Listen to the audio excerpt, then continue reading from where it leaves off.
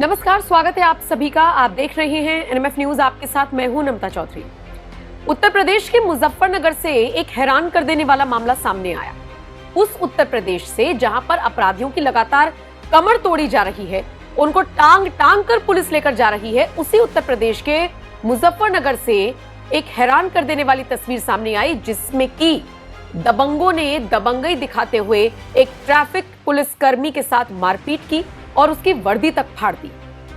गुनाह क्या था ट्रैफिक पुलिसकर्मी का कि हाथ देकर गाड़ी को रोकने की कोशिश की गई थी, क्योंकि पहले से अर्टिगा गाड़ी में सवार ये दबंग नियमों का उल्लंघन कर रहे थे। बस फिर क्या, ये दबंग गाड़ी से उतरते हैं, ट्रैफिक पुलिसकर्मी के साथ मारपीट करते हैं, उसको मारने की कोशिश करते हैं और बाद में वहां से फरार हो जाते हैं। लेकिन ये शायद भूल गए थे कि ये उत्तर प्रदेश है। यहां पर अपराधियों के हौसले 24 घंटे के अंदर अंदर पस्त कर दिए जाते हैं।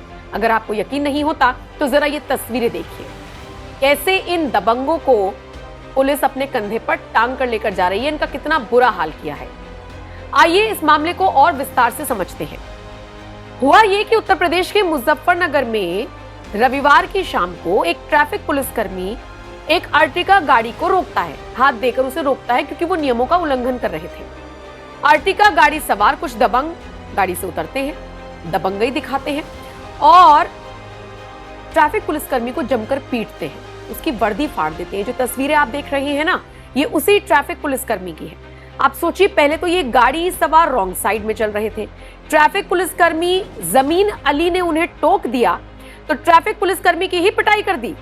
हालांकि चूंकि ये सारा घटनाक्रम बीच सड़क हुआ तो बहुत सारे लोगों ने इसे अपने फोन के कैमरे में कैद कर लिया और वही वीडियोस, वही तस्वीरें इस वक्त सोशल मीडिया पर वायरल हैं। अब जब ये वीडियोस पुलिस तक पहुंचे तो पुलिस ने पूरे मामले का संज्ञान लिया और उसके बाद आपको जानकर खुशी होगी कि 3 आरोपियों को धर दबोचा गया है।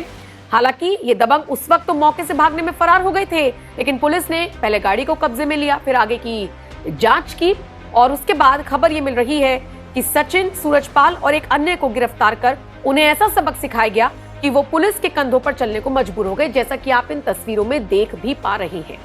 अब यहाँ पर देखिए, कई सारी चीजें समझने वाली है। पहली बात ये कि आरोपी चाहे किसी भी मजहब का हो, किसी भी धर्म का हो, अगर उसने गलत किया है तो पुलिस ऐसे ही टांग कर लेकर जाएगी, चाहे नौशाद हो, चाहे सूरज या सचिन, जो भी इसका नाम है।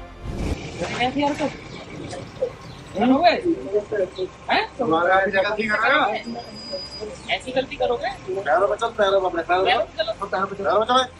ऊपर को चल चल। ट्रैफिक पुलिसकर्मी का नाम देखिए, जमीन अली उसका नाम, और उसको इंसाफ मिले इसीलिए पुलिस ने तत्काल प्रभाव से मामला दर्ज कर इन लोगों को गिरफ्तार कर इनका ऐसा इलाज किया कि अब इनकी 7 पुश्तें याद रखेंगी। अब उन राजनेताओं को भी इस बात से सबक लेना होगा और बोलने से पहले सोचना होगा, जो ये कहते हैं कि योगी आदित्यनाथ तो एक तरफा कार्रवाई करते हैं, जातीय समीकरण बैठाते हैं, कई बार इस तरीके के आरोप लगाए जाते हैं। इनफैक्ट एनकाउंटर को लेकर भी सवाल उठते हैं, लेकिन आप देखिए, कार्रवाई अपराधियों पर अपराधी जैसी ही होगी, धर्म और मजहब इसमें मैटर नहीं करता। आज एक बार फिर इस मामले को देखने के बाद ये प्रूफ हो गया। अब इस पूरे मामले पर संजय कुमार वर्मा, जो कि मुजफ्फरनगर के एसएसपी हैं, उन्होंने क्या कुछ कहा, आइए आप वो सुन लीजिए। देखिए, परसों एक पुलिसकर्मी पर जो ट्रैफिक में ड्यूटी कर रहे थे, रॉन्ग साइड से आने वाले कुछ अर्टिगा गाड़ी के लोगों ने इस पर एक अल्टरकेशन के दौरान, वार्तालाप के दौरान चालान करने के कारण उस पर हाथ छोड़ दिए थे और मारपीट कर लिए थे उसके साथ। इसमें 109 बीएनएस के तहत जो हत्या का प्रयास का मुकदमा होता है दर्ज किया गया था और इसमें 3 लोगों को अब तक गिरफ्तार किया गया है, जिसमें अभी जो लेटेस्ट गिरफ्तारी हुई है सचिन और सूरज नाम के व्यक्ति, एक लोनी और एक शाहदरा दिल्ली का रहने वाला है, एक लोनी गाजियाबाद का रहने वाला है। दोनों को जो है विधिक कार्रवाई करते हुए, कठोरतम कार्रवाई करते हुए जेल भेजने की कार्रवाई सुनिश्चित की जा रही है।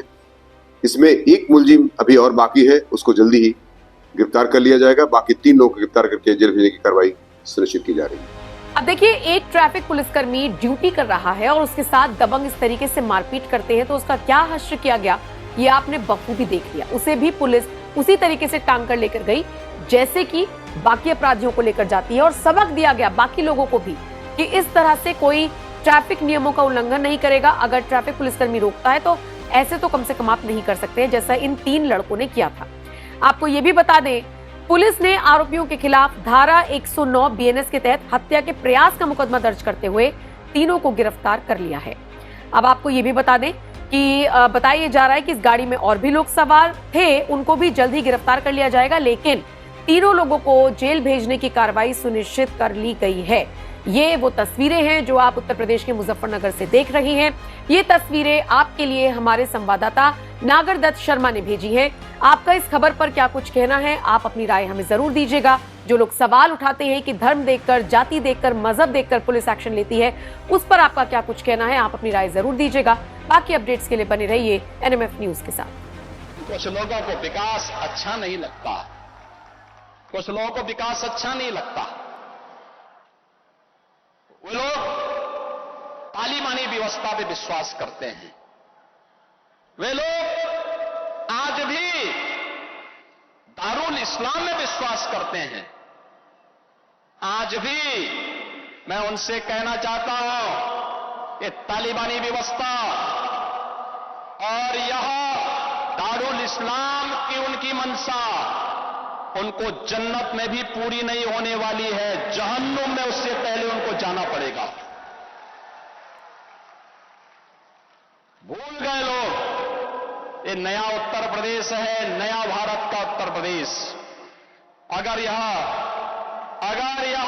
विकास कराना जानता है, अगर यह सबका साथ और सबके विकास के कार्यक्रमों को प्रभावी ढंग से आगे बढ़ाना जानता है, बिना भेदभाव के योजनाओं का लाभ हर तबके को देना जानता है, तो उपद्रवियों से और माफिया तत्वों से सख्ती से निपटना भी जानता है।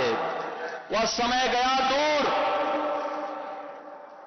जब 8.5 वर्ष पहले सपा की सरकार में, कांग्रेस की सरकार में, बसपा की सरकार में इन उपद्रवियों को सरकार अपने यहां बुलाती थी, नाक रगड़ती थी, इनके सामने नतमस्तक होती थी, इनको लूटपाट करने की, बेटी की सुरक्षा के साथ खिलवाड़ करने की, व्यापारिक प्रतिष्ठानों में आग लगाने की छूट देती थी, गरीबों की जमीनों पर, सरकारी जमीनों पर कब्जा करने की छूट देती थी।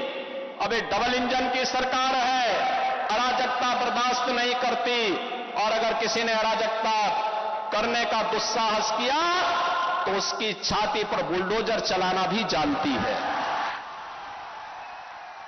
भारत की धरती, ये भारत के देवीय महापुरुषों, अवतारी महापुरुषों, देश के लिए अपना बलिदान देने वाले महापुरुषों के आदर्शों से संचालित होगा। गजवाए हिंद की कल्पना करना भी और उसका सपना देखना भी जहन्नुम में जाने का टिकट का रास्ता पैदा कर देगा। अगर किसी को जहन्नुम में जाना हो तो गजवाए हिंद के नाम पर अराजकता पैदा करने का कुत्सित प्रयास करें, और छद्म रूप में जो लोग इस प्रकार की गतिविधियों में लिप्त हैं वे भी कान खोल करके सुन लें। देर सवेर छांगुर जैसे हाल तो उनके भी होने ही हैं। आपने देखा होगा, यही है ये कालनेमियों का हाल। कैसे छद्म रूप से लोगों में भ्रम पैदा हो। जलालुद्दीन ने अपना उपनाम रख दिया था छांगुर बाबा, जिससे हिंदू भ्रम में रहे, समाज की आंखों में धूल झोंक लेगा, लेकिन पापी कितना भी अपने पाप को छुपाने का प्रयास करेगा, उसका पाप का समय तो पाप का घड़ा भरना ही भरना है, और पाप का घड़ा भरेगा इस धरती माता उसको कभी बर्दाश्त नहीं कर पाएगी। और छांगुर जैसे दुष्कर्मियों और राष्ट्रद्रोही तत्वों के द्वारा छद्म रूप से यही कार्य बलरामपुर की धरती से करने का प्रयास हो रहा था। हमें सतर्क होना होगा। जो लोग हिंदुस्तान की धरती पर रह करके भारत विरोधी गतिविधियों में लिप्त हैं, हिंदू विरोधी गतिविधियों में लिप्त हैं। हमें ऐसे कालनेमियों से सतर्क रहना होगा, उन्हें सख्ती से जवाब देना होगा। स्थानीय प्रशासन और पुलिस को इसके प्रति सजग करना होगा।